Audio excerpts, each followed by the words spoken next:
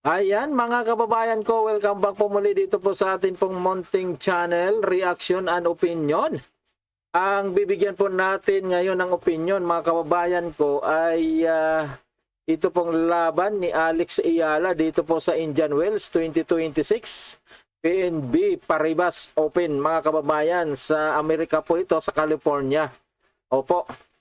So itong si Alex Ayala mga kababayan ay hindi na po siya dumaan sa main draw, qualification round, round 1 or yun, hindi na po siya dumaan sa mga kategory po na iyon dahil siya po ay nabigyan po ng bye. Opo. Diretso po siya ng round 2. Kaya ilang araw na po, 3 araw na po yata nagsimula ang tournament na ito dito po sa Indian Wells, ay si Alex Ayala ay hindi pa rin po nakapaglaro dahil nga po siya ay waiting na. Siya po ay napabilang po sa round of 64. Ayan, oo. Nasa round of 64 po siya. At itong round of 64 ay sa round 2 na po sila magsisimula ng paglalaro. At isa nga po ditong napasama itong atin pong pambato mga kababayan. Ngayon po, dito po sa kanila pong laban, ang makakalaban niya nga po dito mga kababayan, ay ito pong si Ukrainian na Diana Yastremska mga kababayan. Opo. So tayo po ay nag-research. Opo. Tayo po ay nakakita ng isang video na itong si Diana Yastremska at itong si Alex Ayala ay naglaban na po sila. At mamaya ay panoorin po natin para malaman po natin kung sino po yung nanalo at natalo po sa kanilang dalawa. Pero ngayon po, ang unahin po nating panoorin mga kababayan para may idea po tayo kung gaano po kagaling itong makakalaban po ni Alex Ayala na si Diana. Opo. Kaya panoorin po natin yung kanya pong highlight. Kanina lang po ito nangyari mga kababayan, yung kanya pong laban, yung atin pong panonoorin. At ang kanya nga pong nakalaban mga kababayan ay yung Chinese na si Xiang. Opo, kanina lang po yan. So yun po yung atin pong panonoorin. At siyempre alam na po natin kung sino po yung nanalo po sa kanilang dalawa. Itong si Yastremska at itong si Xiang. Kasi hindi po siya aabot, hindi niya po makakalaban itong si Alex Ayala kung tinalo po siya ni Xiang. So, yung ating kukunin lang po dito po sa ating pong mapapanood na highlights nila ay makita po natin kung gaano nga kagaling itong si Yastremska mga kababayan. So, ito na po yung kanya pong laban po dito kanina kay Xiang.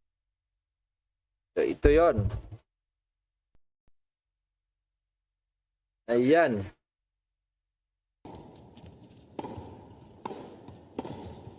So, Chinese po yung nakalaban niya po kanina dito po sa Indian Wells.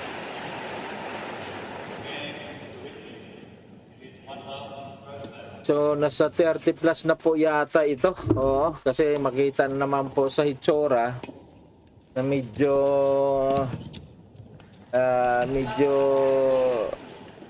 may kunting kunat na. Kunting kunat Oo. Parang magkasing edad lang din sila nitong si Xiang na Chinese. Ayan, oh.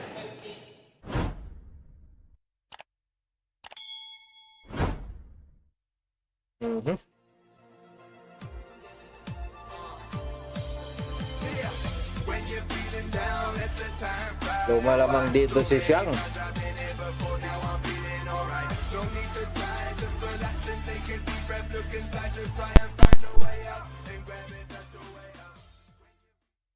Out.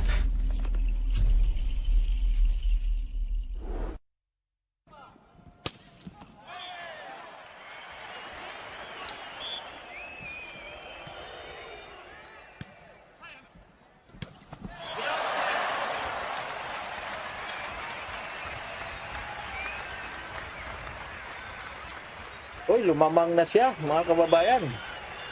Rito. Lumamang na siya ng isa.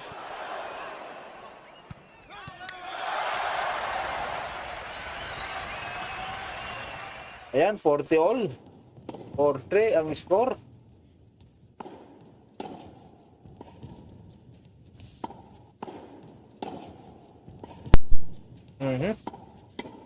Medyo mabagsik mga kababayan. 5-3 na oh. Ano sa palagay nyo mga kababayan? Kakayanin ba ni Alex? Sa aking palagay, kayang-kaya po ito ni Alex mga kababayan. Oo. Ang advantage dito ni Alex, unang-una, ay si Alex ay siyempre medyo bata pa. Opo. Pangalawa, mukhang mayroong diskarte si Alex kaysa dito. Opo. Ito ang ranking pala nito ni Yastrzemska mga kababayan ay sa rank number 52 po siya. Pero yung kanya pong highest rank na inabot ay rank number 21. Ayan. Samantalang ating kababayan na si Alex, ang highest rank na kanya pong inabot ay rank number 31. At sa kasalukuyan, siya po ay rank number 32. Ayan.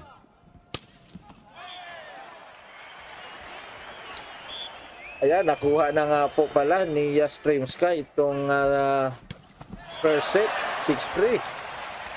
So, lumalamang din siya dito sa second set, mga kababayan. Mukhang ma-sweep niya po ito si Xiang.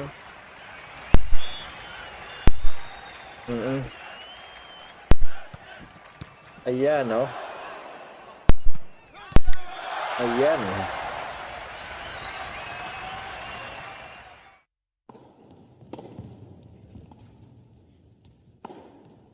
Out.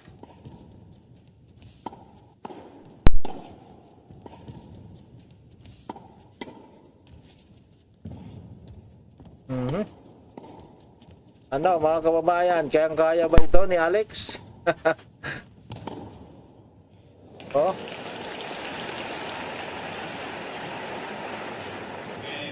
Ito, dalawang kamay. Yung kanyang talagang parang si Alex din, dalawang kamay.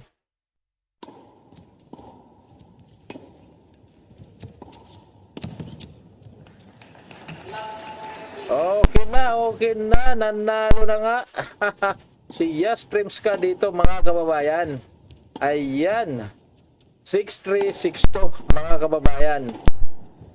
At ayun. Ang sunod naman natin na panoorin mga kababayan ay ito namang laban. Yung unang laban ito ni Yastrzemska at ni Alex mga kababayan. Alamin po natin kung nakaya nga ni Alex ito. Oo, kasi medyo nang una, lamang po ito sa edad. At pangalawa, medyo matangkad po ito kay Alex. Although si Alex ay medyo matangkad na kasi 5'9 na si Alex, matangkad na po yun. Pero mas matangkad po ito. So, yan po yung kanya pong advantage. So kaya panoorin po natin kung doon po sa kanila pong laban, sa unang nilang paghaharap, kung siya ba ay tinalo ni Alex o si Alex ang kanya pong tinalo. Ayan. So ito po yun mga kababayan. Ayan. Ang paghaharap ni Diana Yastrzemska at ni Alexandra Iyala. Ito po yung una nilang pagharap mga kababayan. Ay ito pala ay 2025 lang. So last year lang po ito nangyari. Mga kababayan, yung una nilang pagharap. Okay, panoorin na po natin.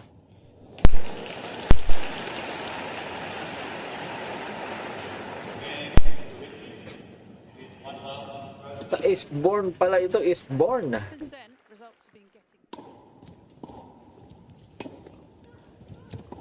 Akala ko Melbourne is born pala. Ayan, lumalamang yung ating kababayan dito, guys. Ayan, 4-1-1. Layo, malayo. Oo, kayang-kaya nga ito ni Alex. Oo. Oh, yari ka. Yan yung kagandahan dito kay Alex, may diskarte. Oh. Pagkaparehas lang nila, parehas sila nagdadalawang kamay. Oo. Uy, pasok yun.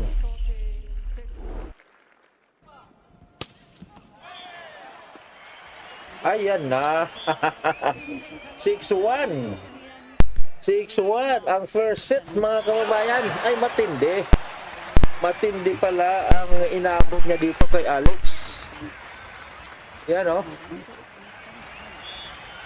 O kanina sa unang video ay nakita natin na talagang magaling siya ng kalaban niya si Xiang. So dito pala ay talagang pinulbos siya dito ni Alex Ayala.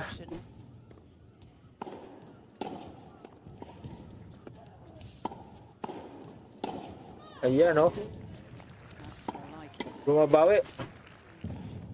Very impressive so far in 25. Bumabawi siya, guys.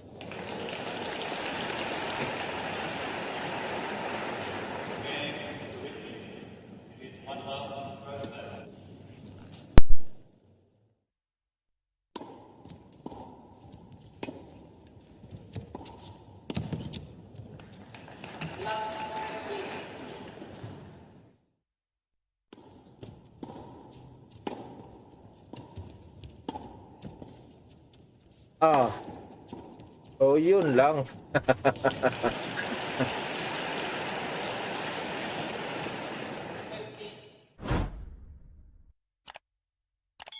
Ayan, 2-0 dito sa second set.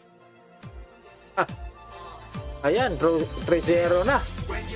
Ay, talagang pinulbos pala ito ni Alex, guys. Oh, ha? Okay, score.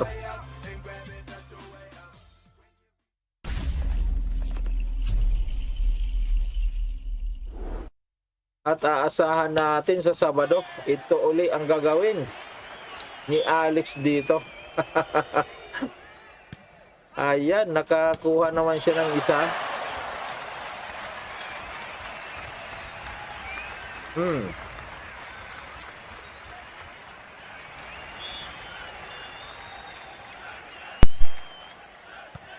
Ayan, Porto na, oh.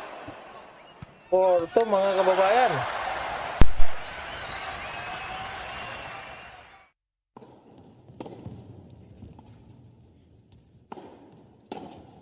Kuha pa yan. Uy, muntik na.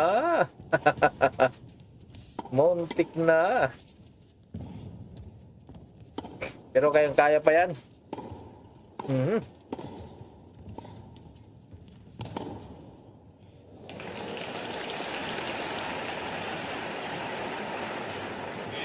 Mahabol siya, mahabol. Ayan, 5-2 na pala, oh. Ala na. Oo. Kapag ganyan ng mga iskura, wala na yan. Himala na lang yan. Kung mananalo pa. Ayan, oh.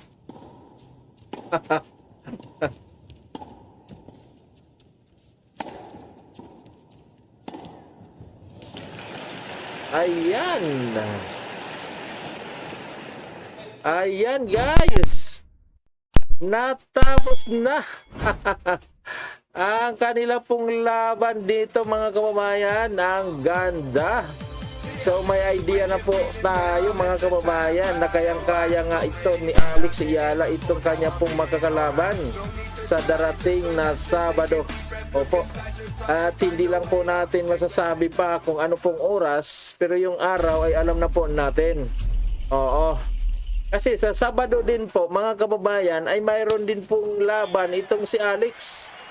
Opo, ang laban niya po na doubles. Opo, ang kapartner niya ay si Jubik, yung kanya pong nakapartner dati doon sa Macau. Oo, magpa-partner po ulit sila sa doubles, mga kababayan. So ito ay isang araw lang. Doubles, maglalaro si Alex at maglalaro din ng single. Ayan. So, medyo pagod dito si Alex.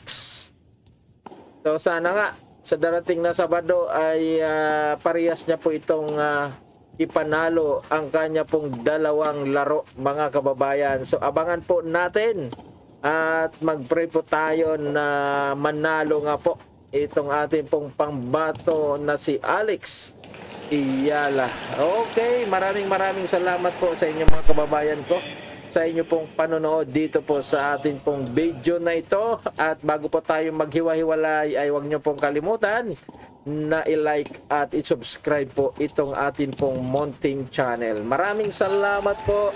God bless us all.